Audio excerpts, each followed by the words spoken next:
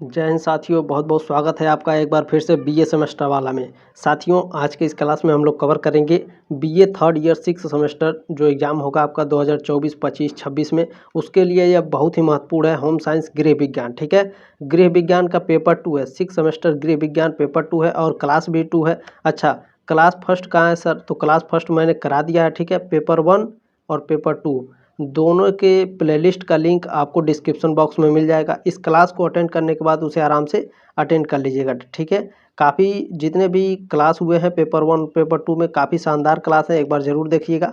देखिए, इसमें आपके पेपर का नाम क्या है ये जानना आपके लिए बहुत ज़रूरी है। ठीक है, देखिए पेपर का नाम है पेपर 2 में आपके research methodology and gender development, अनुसंधान पद्धति और लिंग विकास। ठीक है, देखिए आपके जो एग्ज़ाम है वो 15 अप्रैल से शुरू हो रहे हैं। ठीक है, 15 अप्रैल 2024 से। जो दीनदयाल उपाध्याय गोरखपुर विश्वविद्यालय है उसका पेपर कोड है होम साइंस का HSC।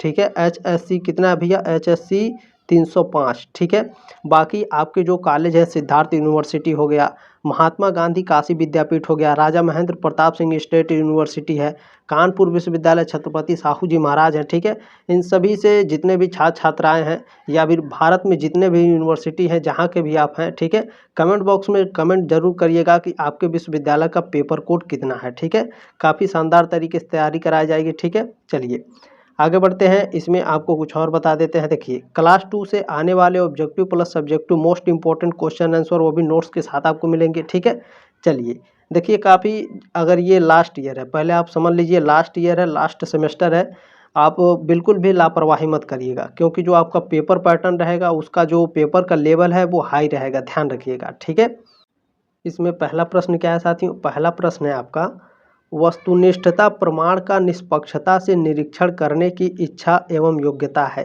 किसका कथन है? यह कथन है CH ग्रीन का। ठीक है, CH ग्रीन ने कहा था साथियों, वस्तुनिष्ठता प्रमाण का निष्पक्षता से निरीक्षण करने की इच्छा एवं योग्यता है। अगला प्रश्न देखेंगे क्या है जो अभी आपने ऊपर पढ़ा है, वस्तुनिष्ठ अध्ययन का अर्थ है। वस्तुनिष्ठ अध्ययन का अर्थ होता है वास्तव में जैसा है उसी रूप में एक घटना का विशेष का अध्ययन। ठीक है, यानी वस्तुनिष्ठ अध्ययन का मतलब है कि कोई शोधकर्ता किसी घटना का वर्णन उसी रूप में करे जिसमें वह मौजूद है। ठीक है, चलिए अगला प्रश्न देखेंगे क्या है। प्रश्न नंबर 3 आपका पूछा है इसमें, किसी घटना के बारे में जानकारी प्राप्त करने से संबंधित शोध को क्या कहा जाता है?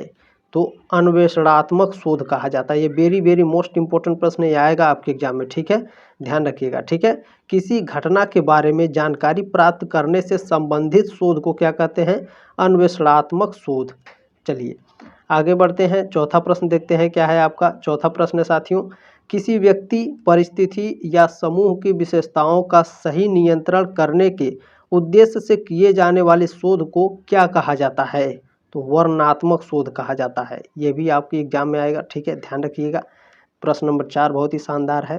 चलिए एक बार और आप लोग पढ़ लीजिएगा। ठीक है, चलिए पांचवा प्रश्न देखेंगे साथियों, आपका क्या है, किसी वस्तु के घटित होने की आवृत्ति को निर्धारित करने संबंधित शोध को क्या कहा जाता है? तो परीक्षणात्मक शोध कहा जाता है। ठीक है, किसी वस्तु के घटित होने की आवृत्ति को निर्धारित करने संबंधित शोध को परीक्षणात्मक शोध कहा जाता है। ठीक है, चलिए मैंने जितने भी इस टाइप के प्रश्न पढ़ाए हैं बहुत ही ध्यान से पढ़ लीजिएगा। ये प्रश्न आपके एग्जाम में छपेंगे 100%। ठीक है, ध्यान रखिएगा। चलिए अच्छा, इसमें छठवां प्रश्न क्या है? देखिए, इस टाइप के प्रश्न आपके एग्जाम में देखने को मिलेंगे आपको ज़्यादा। ठीक है, ध्यान रखिएगा। नीचे 2 कथन दिए हैं। ठीक है, कथन 1 और कथन 2 आपको पढ़कर पता लगाना है कि उपरोक्त कथनों में जो उपरोक्त कथन है दोनों, ठीक है, आलोक में नीचे दिए गए विकल्पों में से सबसे उपयुक्त उत्तर चुने, यानी कौन सा सही है और कौन सा गलत है। ठीक है, चलिए तो पहला कथन है आपका, गुणात्मक शोध प्रासंगिक समझ पर जोर देता है, बिल्कुल करेक्ट है आपका। दूसरा देखेंगे क्या है, मात्रात्मक अनुसंधान आमतौर पर अत्यधिक असंरचित होता है, यह गलत है आपका। ठीक है, यानी कथन 1 आपका केवल करेक्ट है। ठीक है, चलिए देखेंगे हमारा कौन सा प्रश्न इसमें सही है, कौन सा उत्तर सही है भैया। ऑप्शन नंबर सी में दिया। ठीक है, कथन 1 सही है लेकिन कथन 2 क्या है? गलत है। ठीक है, ऑप्शन नंबर सी आपका करेक्ट है। देखिए इस टाइप के जो प्रश्न स्किप करेंगे याद रखिएगा परीक्षा में बहुत पछताएंगे। ऐसा नहीं है कि आप दोबारा आकर पढ़ पाएंगे, ठीक है। तो जो भी मैं पढ़ा रहा हूँ बहुत ही ध्यानपूर्वक पढ़िएगा और लास्ट तक जरूर पढ़िएगा। आपका जो प्रश्न का लेवल है काफ़ी ऊपर है, ठीक है, ध्यान से पढ़िएगा। चलिए 7वां प्रश्न देखेंगे आपका क्या है। 7वां प्रश्न है साथियों, निम्नलिखित में से कौन सा कथन अनुसंधान में सकारात्मकता का मूल सिद्धांत नहीं है। तो ऑप्शन नंबर डी है, व्यक्तिपरक अनुभवों और गुणात्मक आंकड़ों की स्वीकृति जो होती है यह आपके अनुसंधान में सकारात्मकता का मूल सिद्धांत नहीं है, ठीक है। ऑप्शन नंबर डी करेक्ट है। चलिए 8वां प्रश्न देखेंगे क्या है। एक सांख्यिकी निदर्शन उस संपूर्ण समूह या योग का अति लघु चित्र है जिसमें से निदर्शन लिया गया है। यह परिभाषा दी है, यह परिभाषा किसने दी है, पीवी यंग ने दी है। ऑप्शन नंबर ए करेक्ट है आपका। प्रश्न नंबर 9 देखेंगे क्या है। दैव निदर्शन में समग्र की इकाइयों को इस प्रकार क्रमबद्ध किया जाता है कि चयन प्रक्रिया उस समग्र की प्रत्येक इकाई को चुनाव की समान संभावना प्रदान करती है। यह कथन किसका है, यह कथन गुडे एवं हार्ट का है, ठीक है, गुडे एवं हार्ट का, ठीक है, ध्यान रखिए। ऑप्शन नंबर ए करेक्ट है आपका। देखिए जरूरी नहीं है यहाँ पर तथा दे या फिर एवं दे, दोनों देता है, ठीक है, गुडे एवं हार्ट या फिर गुडे तथा हार्ट, ठीक है, ध्यान रखिएगा। चलिए 10वां प्रश्न देखेंगे हमारा क्या है। राष्ट्रीय भूभौतिकीय अनुसंधान संस्थान कहाँ स्थित है। यह हैदराबाद में स्थित है साथियों, ठीक है, काफ़ी शानदार प्रश्न है। राष्ट्रीय भूभौतिकीय अनुसंधान संस्थान हैदराबाद में है। 11वां प्रश्न क्या है। निम्नलिखित में से कौन सा एक क्रियात्मक अनुसंधान का उद्देश्य नहीं है, बताइए। तो इसमें जो ऑप्शन नंबर सी है आपका, बच्चों को विद्यालय जाने के लिए जो प्रेरित करना है, ठीक है, यह क्रियात्मक अनुसंधान का उद्देश्य नहीं है, ठीक है, ऑप्शन नंबर सी करेक्ट है आपका। चलिए 12 नंबर प्रश्न देखेंगे क्या है। पीवी यंग के अनुसार विश्लेषण है, पीवी यंग के अनुसार विश्लेषण क्या है, तो शोध का रचनात्मक पक्ष है, ठीक है। पीवी यंग के अनुसार विश्लेषण क्या है, शोध एक रचनात्मक पक्ष है। 13 नंबर प्रश्न देखेंगे क्या है। सामाजिक शोधकर्ता क्या है, सामाजिक मान्यताओं को जांच का विषय मानता है, ठीक है। जो सामाजिक शोधकर्ता होता है सामाजिक मान्यताओं को जांच का विषय मानता है। ऑप्शन नंबर ए करेक्ट है आपका। प्रश्न नंबर 14 क्या है साथियों। 14 नंबर प्रश्न आपका इसमें कह रहा है, द्वितीयक तथ्यों की परीक्षा के निर्मित तथ्यों के स्रोत को आधिकारिक मानने की आवश्यकता है, ठीक है। ऑप्शन नंबर ए करेक्ट है आपका। अगला प्रश्न देखेंगे क्या है। 15 नंबर प्रश्न है आपका, किस प्रकार के शोध में प्रतिभागी परिप्रेक्ष्य को प्रोत्साहित किया जाता है। तो जो निर्जातीय शोध होता है इसके अंतर्गत साथियों प्रतिभागी परिप्रेक्ष्य को प्रोत्साहित किया जाता है, ठीक है। ऑप्शन नंबर ए करेक्ट है आपका। प्रश्न नंबर 16 क्या है साथियों, बहुत ही शानदार प्रश्न है। परिकल्पना परीक्षण जिसकी परिणति या तो अभिपुष्टि या अपुष्ट के रूप में होती है, शोध की निम्नलिखित में से किन विधियों का स्पष्ट सरोकार है। तो विवरणात्मक विधि का सरोकार बिल्कुल नहीं है, प्रयोगात्मक विधि का है और कार्योत्तर विधि का है। ऐतिहासिक विधि ये भी नहीं है आपका, व्यवसायत्मक विधि ये भी नहीं है, यानी ऑप्शन नंबर बी और सी आपका करेक्ट है, ठीक है। देखेंगे कौन सा है हमारा, बी और सी ऑप्शन नंबर 2 में दिया है, ठीक है। चलिए अगला प्रश्न देखेंगे साथियों हमारा क्या है। चलिए आगे बढ़ते हैं। 17 नंबर प्रश्न क्या है। तनावपूर्ण जीवन जीने के परिणाम स्वरूप क्यों दिल का दौरा पड़ता है के अध्ययन को किस रूप में वर्गीकृत किया जा सकता है। वर्णनात्मक शोध के अंतर्गत, व्याख्यात्मक शोध के अंतर्गत, या फिर सहसंबंधी शोध के अंतर्गत, या फिर व्यवहार्यता शोध के अंतर्गत। तो तनावपूर्ण जीवन जीने के परिणाम स्वरूप क्यों दिल का दौरा पड़ता है, यह व्याख्यात्मक शोध के अंतर्गत आता है। ऑप्शन नंबर बी करेक्ट है आपका। 18 नंबर प्रश्न देखेंगे क्या है। प्रश्न नंबर 18 का है आपका, निम्नलिखित में से किस प्रकार का शोध अनुभवजन्य तथ्यों पर कम से कम निर्भर करता है। तो जो दार्शनिक अनुसंधान होता है साथियों, यह आपके शोध अनुभवजन्य तथ्यों पर कम से कम निर्भर करता है। ऑप्शन नंबर सी करेक्ट है आपका। प्रश्न नंबर 19 क्या है, किस अनुसंधान अभिकल्प में बदलाव करने के बजाय स्वतंत्र चर का चयन किया जाता है। तो कार्योत्तर अनुसंधान रूपरेखा में बदलाव करने के बजाय स्वतंत्र चर का चयन किया जाता है। अगला प्रश्न देखेंगे 20 नंबर क्या है। प्रयोगात्मक और कार्योत्तर अनुसंधान के बीच महत्वपूर्ण वास्तविक अंतर किस संदर्भ में है? तो महत्वपूर्ण जो वास्तविक अंतर होता है, ठीक है, जो प्रयोगात्मक और कार्योत्तर अनुसंधान होता है, इसके अंतर्गत जो वास्तविक अंतर जो संदर्भ होता है, यह स्वतंत्र चर का नियंत्रण और बदलाव होता है। ठीक है, ऑप्शन नंबर डी करेक्ट है आपका। प्रश्न नंबर 21 इसमें पूछा साथियों, निम्नलिखित में से कौन सा अनुसंधान स्टीफन कोरे से संबंधित है? आधारभूत अनुसंधान या फिर व्यवहारात्मक अनुसंधान या वैज्ञानिक अनुसंधान या फिर क्रियात्मक अनुसंधान? तो जो क्रियात्मक अनुसंधान है, यह अनुसंधान स्टीफन कोरे से संबंधित है। अगला प्रश्न और भी शानदार है।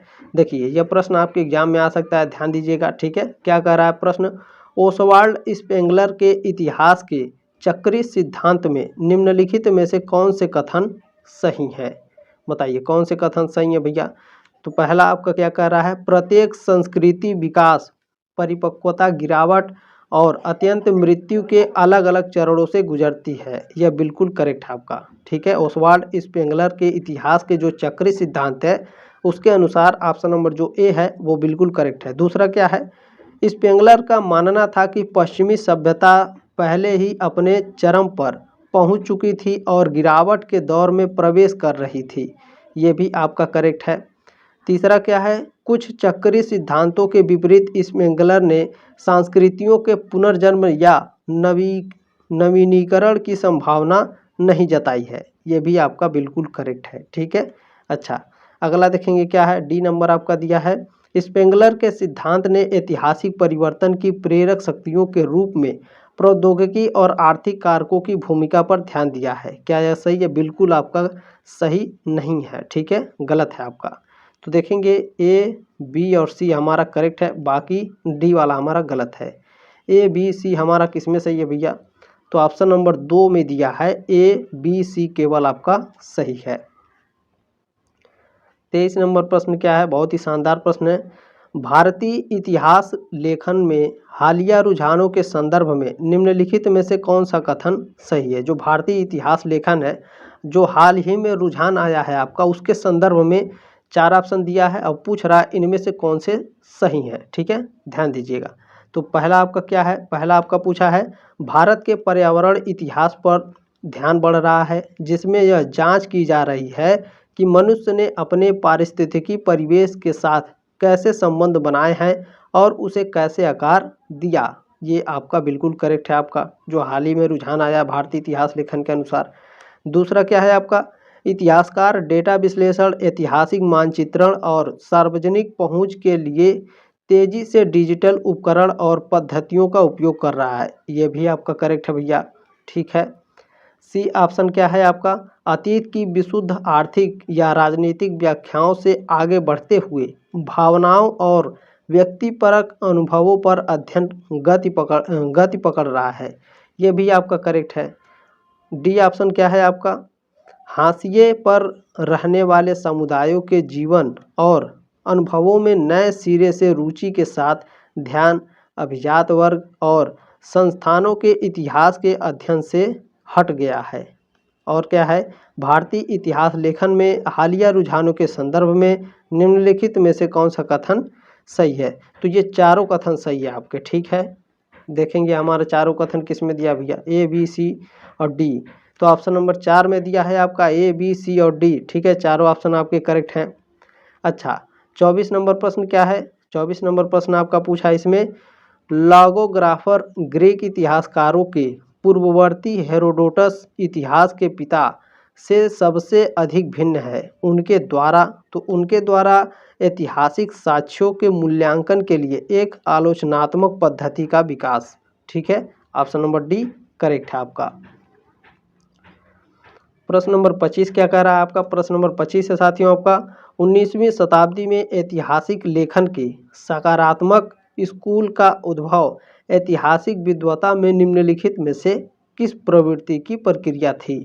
तो यह प्रतिदिन के जीवन और लोकप्रिय संस्कृति के इतिहास में बढ़ती रुचि की प्रवृत्ति थी। ऑप्शन नंबर डी करेक्ट है आपका।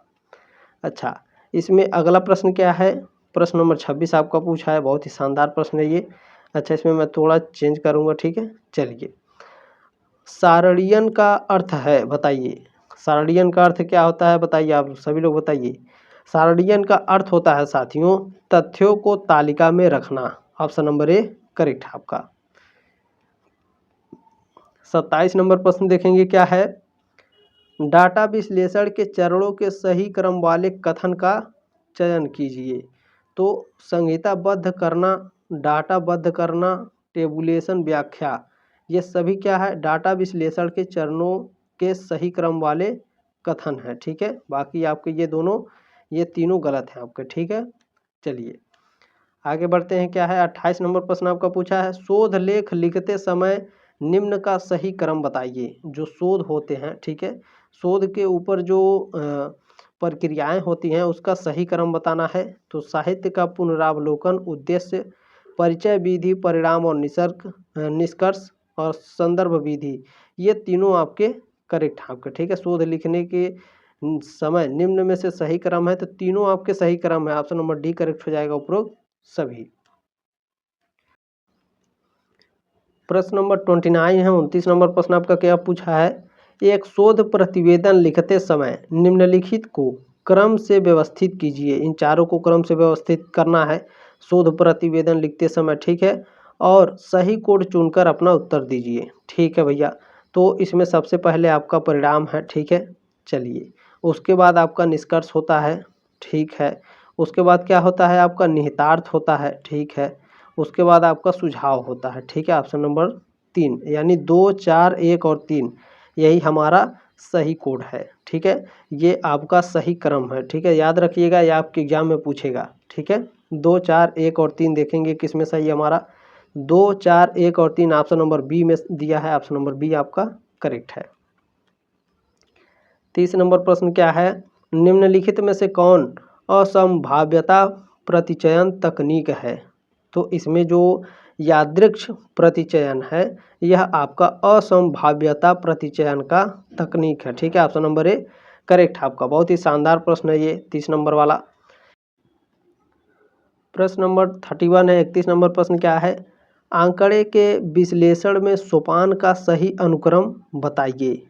आंकड़ों की प्रविष्टि, कोडिंग, ठीक है, सरलीकरण और स्टैटिस्टिकल ट्रीटमेंट, ये चारों क्या है आपके, ये आपके आंकड़ों के विश्लेषण में सोपान का सही अनुक्रम है, यानी दोनों आपके करेक्ट है, ठीक है। ऑप्शन नंबर सी करेक्ट है आपका। प्रश्न नंबर 32 पूछा है। 32 नंबर प्रश्न क्या है। निम्नलिखित सोपानों को सांख्यिकी परिकल्पना के परीक्षण के लिए क्रमबद्ध व्यवस्थित कीजिए, ठीक है। सांख्यिकी परिकल्पना के परीक्षण के लिए हमें क्रम के अनुसार सजाना है। तो सबसे पहले आपका परिकल्पना बनाना होगा, ठीक है। परिकल्पना के बाद क्या होता है सर, उसके बाद सार्थकता का स्तर निर्धारित करना होता है, ठीक है। उसके बाद क्या होता है, प्रतिदर्श आंकड़ा एकत्र करना होता है, सी हो गया, ठीक है। उसके बाद क्या होता है सर, उसके बाद होता है आपका सांख्यिकी परीक्षण का चुनाव करना होता है हमें, ठीक है।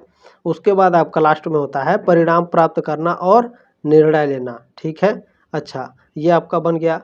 सही अनुक्रम में आपको मैंने सजा दिया है। देखिए ये प्रश्न आपके एग्जाम में पूछेगा, ठीक है, ध्यान रखिएगा।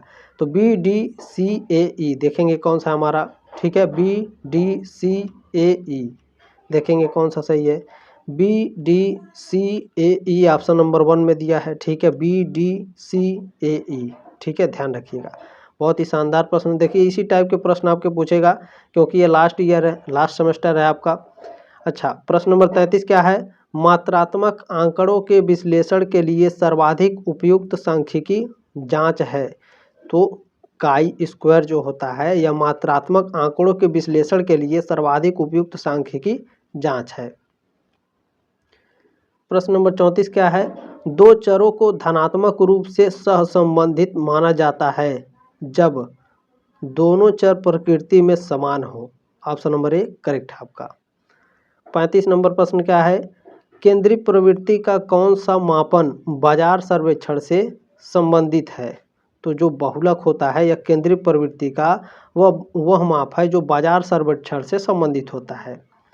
अगला प्रश्न क्या है। प्रश्न नंबर 36 है। माध्य विचलन में धनात्मक एवं ऋणात्मक दोष दूर करने के लिए किसकी गणना की जाती है। तो परिसर की गणना की जाती है। ऑप्शन नंबर ए है आपका। अगला प्रश्न क्या है भैया, 37 नंबर प्रश्न आपका दिया है इसमें, निम्नलिखित में से कौन सा केंद्रीय प्रवृत्ति की माप से संबंधित नहीं है। तो जो मानक विचलन होता है यह आपका केंद्रीय प्रवृत्ति की माप से संबंधित नहीं है। बाकी माध्य, बहुलक और माध्यिका यह आपके केंद्रीय प्रवृत्ति की माप से संबंधित है। प्रश्न नंबर 38 पूछा है। 38 नंबर प्रश्न क्या है, भारत में सामाजिक सर्वेक्षण से संबंधित कौन सी संख्या नहीं है, यहाँ पर संस्था होगा। ठीक है, क्या होगा भैया, संस्था। ठीक है, भारत में सामाजिक सर्वेक्षण से संबंधित कौन सी संस्था है। देखिए ये प्रश्न बहुत ही इंपॉर्टेंट है, 100% आपके एग्जाम में यह प्रश्न देखने को मिलेगा। ठीक है, सामाजिक सर्वेक्षण से संबंधित कौन सी संस्था है। तो पहला है आपका इंडियन स्टैटिस्टिक इंस्टीट्यूट, दूसरा है आपका national council of applied economic research, और तीसरा है आपका नेशनल सैंपल सर्वे। ये तीनों आपके भारत में सामाजिक सर्वेक्षण से संबंधित संस्थाएं हैं तीनों। ठीक है, ध्यान रखिएगा, ये प्रश्न आपके एग्जाम में पूछेगा। और इस प्रश्न को दूसरे तरह से अगर पूछेगा तो ध्यान रखिएगा, ये तीनों नहीं देगा, जरूरी नहीं है इसी तरह से पूछे, हो सकता है आपका केवल यही आपको लिख करके देखिए, भारत में सामाजिक सर्वेक्षण से संबंधित कौन सी संस्था है, नेशनल सैंपल सर्वे दे दे और 3 ऑप्शन आपका अलग अलग दे दे। तो ध्यान से इस प्रश्न को पढ़िएगा। ठीक है, याद रखिएगा इस प्रश्न को, स्क्रीनशॉट लेके रख लीजिए। अच्छा हाँ, PDF कैसे मिलेगा सर, ये बहुत बड़ा प्रश्न होता है आप लोगों का। तो टेलीग्राम ग्रुप का लिंक दिया डिस्क्रिप्शन बॉक्स में। ठीक है, वहाँ से ज्वाइन कर लीजिएगा, वीडियो को ठीक नीचे आपको PDF मिलेगा, वहीं से डाउनलोड कर लीजिएगा। ठीक है, चलिए, उसमें आपको नोट्स भी मिल जाएंगे और आपके रिवाइज भी होते रहेंगे। ठीक है, चलिए 39 नंबर प्रश्न क्या है आपका, इनमें से कौन सा कथन सांख्यिकी औसत के प्रकार में प्रमुख है। तो गणितीय औसत और स्फीति संबंधित औसत, ये दोनों क्या है, सांख्यिकी औसत के प्रकार में प्रमुख है। अच्छा, इसी से संबंधित एक प्रश्न और आपके एग्जाम में पूछेगा कि केंद्रीय प्रवृत्ति की सर्वोत्तम माप कौन सी है। तो केंद्रीय प्रवृत्ति की सर्वोत्तम माप गणितीय औसत और स्फीति संबंधित औसत, ये दोनों होते हैं। ठीक है, एक ही प्रश्न में मैंने 2 प्रश्न आपको बता दिए काफ़ी शानदार तरीके से, तो हमारे दोनों सही है भैया। ठीक है, ऑप्शन नंबर सी करेक्ट हो जाएगा। चलिए 40 नंबर प्रश्न देखेंगे, क्या है, प्रतिवेदन लिखने की प्रक्रिया है। प्रतिवेदन लिखने की प्रक्रिया क्या है, प्रतिवेदन की प्रकृति तथा उद्देश्य का निश्चयन होना चाहिए, प्रतिवेदन का ढांचा तैयार करना चाहिए और प्रतिवेदन का आलेखन भी करना चाहिए। ठीक है, ऑप्शन नंबर डी करेक्ट हो जाएगा सभी। 41 नंबर प्रश्न क्या है, एक अच्छी रिपोर्ट की विशेषताएं होती हैं। एक अच्छी रिपोर्ट की विशेषताएं क्या होती हैं, सुंदर एवं आकर्षक होनी चाहिए, आकर्षक। अच्छा, अगला क्या है, रिपोर्ट की भाषा लच्छेदार एवं मुहावरेदार होनी चाहिए, बिल्कुल है आपका। ठीक है, रिपोर्ट को अधिक आकर्षक बनाने के लिए शीर्षक, घंटे इत्यादि भी लिखना अनिवार्य होता है। ठीक है, ऑप्शन नंबर डी करेक्ट हो जाएगा उपरोक्त सभी। ये भी काफ़ी इंपॉर्टेंट है, आपके एग्जाम में देखने को मिलेगा। प्रश्न नंबर 42 पूछा है। 42 नंबर प्रश्न क्या है, वे तथ्य प्राथमिक होते हैं जिनको एक विशेष समस्या को छल करने के विशेष प्रयोजन हेतु एकत्रित किया गया हो। यह कथन किसका है, रॉबर्टसन एवं राइट का है। ऑप्शन नंबर ए करेक्ट है आपका। अच्छा, इसमें अगला प्रश्न क्या है, प्रश्न नंबर 43 है, प्रश्नावली भरने का दायित्व होता है, जो प्रश्नावली होती है उसको भरने का जो दायित्व होता है सूचक का होता है। ऑप्शन नंबर ए करेक्ट है आपका। प्रश्न नंबर 44 क्या है, निम्नलिखित में से कौन सी सामाजिक अनुसंधान की परिणात्मक पद्धति है। तो जो प्रश्नावली होती है यह आपकी सामाजिक अनुसंधान की परिणात्मक पद्धति होती है। ऑप्शन नंबर ए करेक्ट है आपका। प्रश्न नंबर 45 है, गार्डनर एवं इलियट ने सफल साक्षात्कार के कौन से लक्षण बताए हैं। तो समझ, पहुंच और प्रेरणा, ये तीनों क्या है, गार्डनर एवं इलियट के साक्षात्कार के प्रमुख लक्षण है। ठीक है, ऑप्शन नंबर डी करेक्ट हो जाएगा उपरोक्त सभी। चलिए प्रश्न नंबर 46 है, बहुत ही शानदार प्रश्न है। देखिए क्या कह रहा है, निम्नलिखित में से कौन से परिणात्मक अनुसंधान के उद्देश्य के भाग हैं। ठीक है, आपके इसमें 5 ऑप्शन दिए हैं और पूछ रहा है परिणात्मक अनुसंधान के कौन कौन से उद्देश्य के भाग हैं भैया। तो बहुत ही शानदार तरीके से पढ़ेंगे। पहला क्या है, सांस्कृतिक परंपराओं को समझना है, यह आपका गलत है भैया। दूसरा क्या है, चरों के बीच संबंधों की खोज करना, ये आपका करेक्ट है, परिणात्मक अनुसंधान के उद्देश्य के ये भाग हैं। ठीक है, सी क्या है, मानव संबंधित जो मानव के संबंध होते हैं उसकी व्याख्या करना, ये भी आपका करेक्ट नहीं है। अच्छा, अगला क्या है आपका, परिकल्पनाओं की पुष्टि करना, ये भी आपका करेक्ट है। परिणात्मक अनुसंधान के जो उद्देश्य हैं, परिकल्पना की पुष्टि करना अनिवार्य होता है। ये क्या है, अन्य परिस्थितियों के परिणामों का सामान्यीकरण करना, ये भी आपका करेक्ट है भैया। यानी आपका बी, डी और ई आपका करेक्ट है, लिख लेंगे, ठीक है, बी, डी और ई। चलिए ऑप्शन में आप सभी लोग देखिएगा कौन सा है हमारा, बी, डी और ई किस में दिया है। देखिए ऑप्शन नंबर 4 में आपका दिया है बी, डी और ई आपका करेक्ट है। चलिए अगला प्रश्न देखेंगे भैया। प्रश्न नंबर 47 क्या है, रिपोर्ट तैयार करना शोधकर्ता का अंतिम चरण होता है। ठीक है, रिपोर्ट तैयार करना शोधकर्ता का क्या होता है, अंतिम चरण होता है। काफ़ी शानदार प्रश्न है, याद रखिएगा।